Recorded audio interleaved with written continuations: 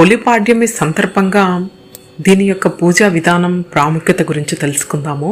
కార్తీక మాసంలో వచ్చే చివరి రోజును పోలీస్ వర్గం లేదా పొలిపాడ్యమి అని అంటారు. ఈ రోజున స్త్రీలందరూ తెల్లవారుజామునే చెరువులు, నదుల్లో దీపాలు వదులుతూ పోలి కథను చదువుకుంటూ పొలిపాడ్యమి పూజా విధానాన్ని ఆచరిస్తారు. కార్తీక మాసంలో శివకేశవుల ఆరాధన, నదీ స్నానాలు, పురాణ పఠనాలతో ఎంతో సందడిగా ఉంటుంది.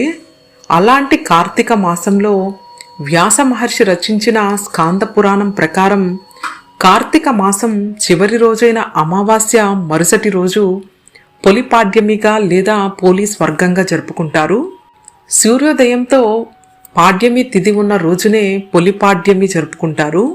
పోలి బొందితో స్వర్గానికి వెళ్లిన రోజని అంటారు. ఈ రోజున తెల్లవారుజామునే స్త్రీలందరూ నదులు, చెరువులలో దీపాలు వదులుతూ దీపదానం చేస్తూ అనంతరం శివాలయానికి వెళ్లి శివునికి అభిషేకాలు, పూజలు నిర్వహిస్తారు.